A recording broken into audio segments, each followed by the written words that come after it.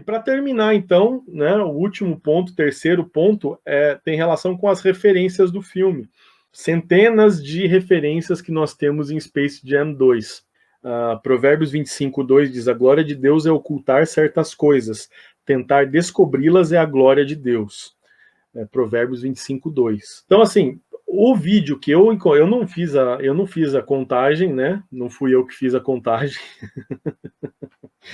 mas eu assisti um vídeo da sessão nerd, onde ele parou quadro a quadro e encontrou 232 easter eggs no filme, pelo menos, né? Tem mais, mas os que ele levantou foram esses 232, que eu já acho que é um número absurdo, né? Muita referência num filme só. Então, referência de todos os tipos, né? Eu estava ali assistindo a partida, de repente focava ali rapidamente nos Animaniacs, por exemplo. Cara, os Animaniacs estão aqui, aí você tem o pessoal do Hanna-Barbera lá, Corrida Maluca, você tem o Fred, os Jetsons, referências das mais variadas ordens, assim, eu achei sensacional. Né? Tanta referência, nós que gostamos desse mundo da cultura pop, a gente fica muito feliz, né? Em ver essa série de referências, é sensacional. Então, e o que a gente pode aprender com a questão da referência? Já parou para pensar que a referência só faz sentido se você tiver assistido o filme no qual a referência estava lá originalmente, né? Porque senão não faz sentido. Você vai ver ali um personagem que não faz o menor sentido para você. Só se você tiver assistido o filme original, você vai bater o olho e vai descobrir, uau, eu lembro desse filme, eu assisti o Máscara, eu assisti ali o Batman do Michael Keaton, né, que tem o Danny DeVito como Pinguim e tudo mais. Então você só consegue entender essas referências se você tiver alguma percepção daquela realidade, né? Porque você pode nem ter assistido o filme, mas tem alguns ícones, né, da cultura pop que você é obrigatório saber, né? Mas não deixa de você tem que ter tido um contato prévio para reconhecer, senão você não reconhece aquele personagem. Então, quando eu estava vendo, me deliciando com as referências, né?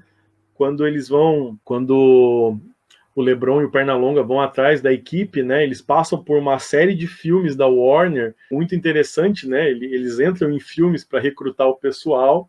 Então você vai vendo, poxa, esse aqui é tal filme, esse aqui é tal filme, olha que referência, o movimento aqui é o mesmo, né? O mesmo movimento do filme, ou uma frase que eles falem ali que tem referência a um filme. Isso para nós que gostamos de cultura pop, assim, é sensacional, maravilhoso, né? E aí, pensando um pouco sobre isso, a mesma ideia de que para reconhecer todos os easter eggs que estão espalhados pelo filme, você tem que ter um conhecimento além de assistir o filme. Então, eu não posso simplesmente sentar e assistir Space Jam, faz de conta que você não conhece nenhum personagem daqueles, né? Que você não sabe o que é Game of Thrones, que você não assistiu Mad Max, Matrix, enfim, todos os filmes que aparecem ali, Casablanca, todos os filmes que aparecem no filme, quando eles aparecem você não tem esse conhecimento prévio, eles não vai fazer sentido para você. Agora, se você assistiu, quando você tem um impacto, você fica, uau, eu assisti esse filme, essa é a referência, né? O pessoal tá falando do Capitão América, né? Do rei das referências ali, né? Eu entendi a referência e tal, né? Então, a surpresa quando você conhece a referência é muito maior. E pensando no nosso universo aqui, né? Do reino de Deus, eu acho que é a mesma questão de conhecer a Bíblia, ler a Bíblia apenas, e conhecer o contexto no qual a Bíblia foi escrita.